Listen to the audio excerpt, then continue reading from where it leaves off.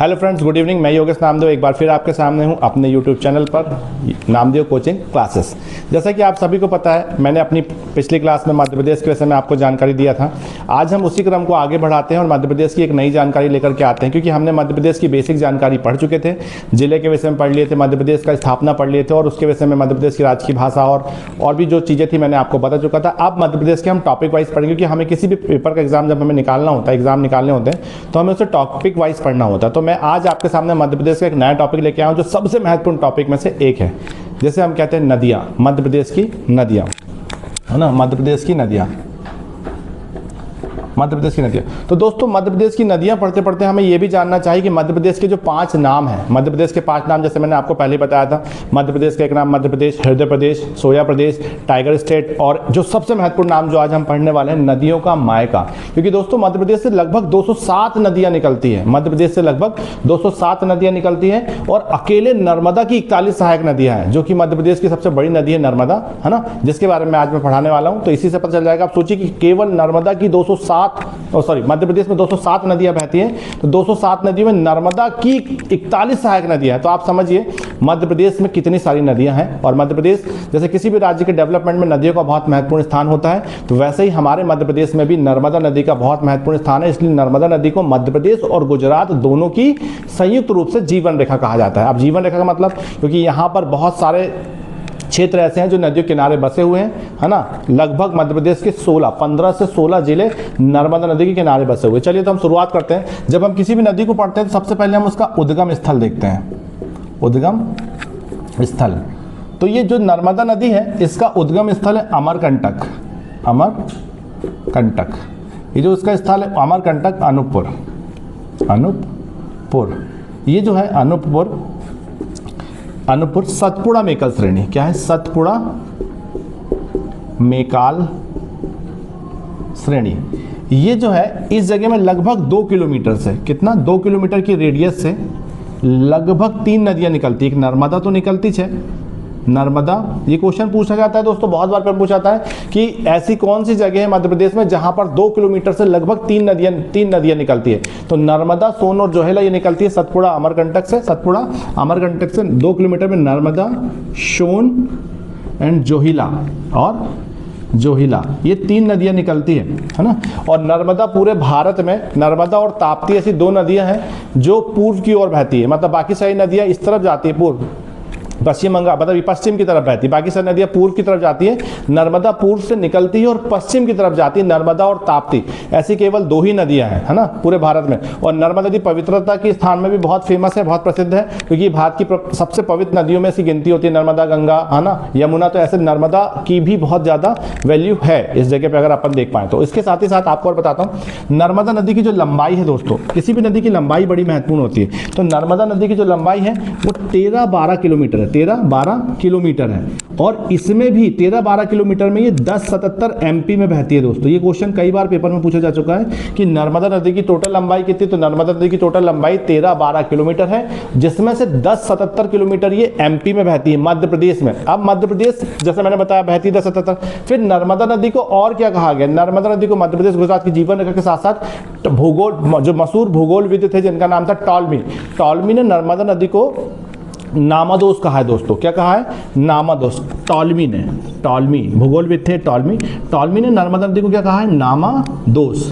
ये नर्मदा नदी का एक और नाम है। अब जैसे दोस्तों देखो, नदियां जो है ये बहुत महत्वपूर्ण तो है ही, साथ में ये मध्य प्रदेश की जो नदी है, जैसे नर्मदा नदी में एक सबसे महत्वपूर्ण, जो कि पूरे भारत में सबसे प्रसिद्ध बांधों में से एक है, सबसे बड़े बांधों में से एक है, जिसका नाम है सरदार सरोवर बांध दोस्तों। क्या नाम है? सरदार सरोवर बांध। ये जो सरदार सरोवर बांध है, ये भारत की भव्यता को भी बताता है दोस्तों, कि इतने बड़े बांध का निर्माण करना कोई मामूली बात होती नहीं है। और ये बांध जो है गुजरात में है। सरदार सरोवर बांध कहाँ पर है? ये गुजरात में है। कहाँ पर है? गुजरात में। सरदार सरोवर बांध गुजरात में, जो कि मध्य प्रदेश के साथ साथ 3 और अन्य राज्यों को भी लाभ पहुंचाता है। जैसे कि मैंने आपको बताया, सरदार सरोवर बांध ये बना कहाँ पे? गुजरात में बना है। दूसरे नंबर पे मध्य प्रदेश ले लो, क्योंकि मध्य प्रदेश की नदी है। तीसरे नंबर पे महाराष्ट्र ले लो, क्योंकि महाराष्ट्र बहुत ज़्यादा इन्वेस्ट इसमें करता है। और चौथे नंबर पे आता है राजस्थान। कौन आता है दोस्तों?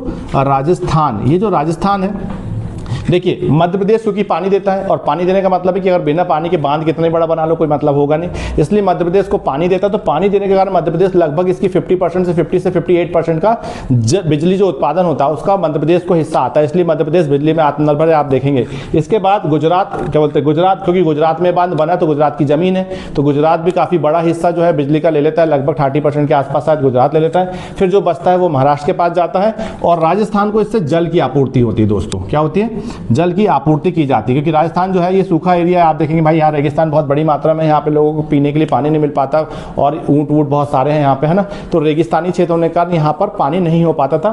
तो यहाँ से सरदार सरोवर बांध बनने से गुजरात को, राजस्थान को सबसे ज्यादा फायदा हो, क्योंकि उसको बहुत बड़ी मात्रा में पानी मिल जाता है दोस्तों, है ना। तो मैंने आपको बताया। फिर नर्मदा नदी में आगे हम वैसे ही बढ़ते, तो नर्मदा नदी में बहुत सारे जलप्रपात है, जैसे धुआंधार जलप्रपात, कपिल धारा, दुग्ध धारा, और जो जबलपुर का जो धुआंधार जलप्रपात है ये बहुत ही महत्वपूर्ण है दोस्तों, है ना। ये जलप्रपात जो है ये नर्मदा नदी पे बना हुआ है, और यहाँ पर दूर दूर से बहुत सारे लोग आते हैं। यहाँ संगमरमर की चट्टान है, ये बहुत प्रसिद्ध है, यहाँ से पर्यटकों के लिए बहुत महत्वपूर्ण माना जाता है। मध्य प्रदेश में सबसे अधिक पर्यटक जो आते हैं वो इसी को देखने आते हैं दोस्तों, तो ये भी एक बात हो जाती है ना। इसी के साथ साथ जब हम आगे बढ़ते हैं तो आप देखेंगे ओमकारेश्वर, ओमकारेश्वर जहाँ पर एक ज्योतिर्लिंग है, क्या है? ओमकारेश्वर, ये खंडवा के आसपास पड़ता है दोस्तों, ओमकारेश्वर खंडवा, है ना। तो यहाँ पर एक ज्योतिर्लिंग है दोस्तों, ओमकारेश्वर खंडवा। यहाँ पर मध्य प्रदेश में 2 ज्योतिर्लिंग पाए जाते हैं, 2, एक है उज्जैन में, एक कहाँ पर है? उज्जैन में। एक उज्जैन में है महाकालेश्वर दोस्तों, महाकालेश्वर, और दूसरा जो है, दूसरा ज्योतिर्लिंग है ओमकारेश्वर। मध्य प्रदेश में केवल 2 ज्योतिर्लिंग, और इसमें से एक ओमकारेश्वर जो है ये खंडवा, है ना, ओमकारेश्वर खंडवा। ये ओमकारेश्वर जो खंडवा है ये भी नर्मदा नदी के तट पर है, और मानधाता बांध नर्मदा नदी के तट पर है। तो ऐसे करके बहुत सारे बांध जो है वो नर्मदा के तट पर है, और नर्मदा नदी मध्य प्रदेश की सबसे प्रमुख नदियों में से एक है। तो मैंने अभी आपको नर्मदा की सिर्फ थोड़ी सी जानकारी दिया हूँ, अभी बहुत सारी जानकारी देना बाकी है। जैसे मध्य प्रदेश में बहुत सारे, जो मैंने बोला 14 से 15 जिले आते हैं, और बहुत सारे शहर है जो नदियों के किनारे बसे, और पेपर में अक्सर पूछा आता है कि कौन से शहर के किनारे बसा। जैसे मैंने बोला जबलपुर, तो ये नर्मदा किनारे बसा हुआ एक शहर है। मैंने बोला अनूपपुर, तो ये भी नर्मदा नदी किनारे बसा शहर है। मैंने बोला खंडवा, कटनी, है ना, बैतूल, खंडवा, कटनी, नरसिंहपुर, है ना, सिवनी, ऐसे बहुत सारे क्षेत्र हैं जो नर्मदा नदी के तट पर बसे हुए हैं दोस्तों। ठीक है दोस्तों, इसके बाद हम अगली नदी की तरफ चलते हैं जिसका नाम है चंबल। अगली नदी जिसका नाम है चंबल।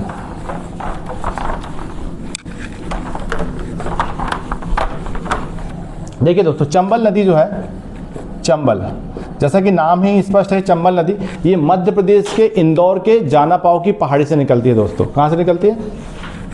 मध्य प्रदेश की चंबल नदी जो है इंदौर के निकट मध्य प्रदेश की जानापाव की पहाड़ी से निकलती है। वो करना करते ना, है ना। तो अगली नदी हमारी चंबल है दोस्तों। जैसा कि मैंने आपको बताया, चंबल नदी, इसकी लंबाई 965 है दोस्तों, है ना, 965 किलोमीटर। और ये नदी निकलती है इंदौर से। कहाँ से निकलती है दोस्तों? इंदौर के पास जानापाव की पहाड़ी से, जानापाव की पहाड़ी, जानापाव की पहाड़ी से निकलती है दोस्तों, इंदौर के पास। अब ये चंबल नदी मध्य प्रदेश और उत्तर प्रदेश की सीमा बनाती है दोस्तों, मध्य प्रदेश और उत्तर प्रदेश की सीमा बनाती है नदी। और ये इटावा के पास यमुना नदी में मिल जाती है। कहाँ पर? इटावा के पास, इटावा के पास यमुना नदी में मिल जाती है दोस्तों। ये तो रही एक बात चंबल के विषय में। अब चंबल के विषय में आगे देखते हैं। चंबल नदी जो है ये मध्य प्रदेश में बहुत इंपॉर्टेंट नदी, क्योंकि इस पर मध्य प्रदेश का सबसे पहला बांध बना था, है ना, गांधी सागर बांध। मतलब ये मध्य प्रदेश का सबसे पहला बांध जो है वो इसी नदी पर बना था, जिसका नाम है गांधी सागर बांध। अब जब बांध की बात आई गई है दोस्तों, तो गांधी सागर बांध के साथ साथ मध्य प्रदेश में चंबल नदी पे और 2 महत्वपूर्ण बांध है, जिसको अपन एक ट्रिक से याद कर सकते हैं, गैराज। गैराज ये एक ट्रिक है छोटी सी, जिसका उपयोग अपन कर सकते हैं इसको याद करने के लिए। गैराज, जैसे मैंने बोला गैराज, तो ये पहला आ गया गांधी सागर। दूसरा देखो रा से राणा प्रताप सागर, राणा प्रताप सागर। और तीसरा जो आता है जा से जवाहर प्रताप, जवाहर प्रताप। ये 3 बड़े महत्वपूर्ण बांध है इस पर बने हुए हैं, प्रताप, जवाहर प्रताप सागर। ये 3 बांध जो है चंबल नदी पर। अब चंबल नदी के साथ, इसी के साथ साथ चंबल नदी जो है, आपने देखेंगे चंबल बागियों के गढ़ के नाम से भी बड़ा फेमस है चंबल, है ना। चंबल जो है ये इस नदी, ये बीहड़ का निर्माण करती है। बीहड़ मतलब जिसको अपन देखते हैं पुरानी पिक्चर में, अपन सुने कि जहाँ डाकू छुप जाते हैं, ये रास्ते, क्योंकि अब पत्थर में बड़े बड़े गड्ढे बनने, जो गड्ढे होते हैं उसको अपन बीहड़ कहते हैं। तो ये पत्थरों को खोद, मतलब पत्थर में बहुत सारे गड्ढे जिसको अपन बीहड़ कहते हैं, उसका निर्माण ये चंबल नदी ही करती है। और चंबल और केन नदी ये घड़ियाल संरक्षण के लिए भी फेमस मानी जाती है, मतलब बहुत प्रसिद्ध नदियां हैं।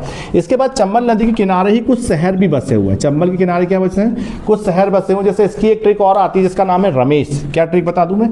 इसकी एक ट्रिक है रमेश। अगर अपन वैसे देखें तो रतलाम, मुरैना और श्योपुर, इसको अपन रमेश नहीं करना है तो भीषुम भी कर सकते हो। भिंड, मुरैना, श्योपुर, मतलब भिंड भी आ जाता है इसमें एक साथ जिसका नाम है भिंड, ये भिंड भी आ जाता है। भिंड मुरैना आपने सुना, भिंड मुरैना बागियों का गढ़ भी कहा जाता है जिनको। तो ये चंबल नदी हो गई।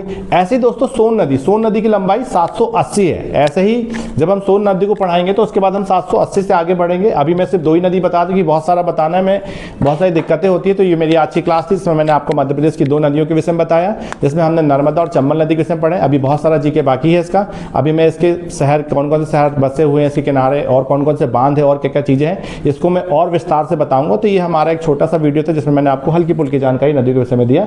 तो धन्यवाद दोस्तों, लाइक करें, मेरे चैनल को सब्सक्राइब करें और बहुत ज़्यादा से ज़्यादा शेयर करें। आपसे बहुत बहुत धन्यवाद।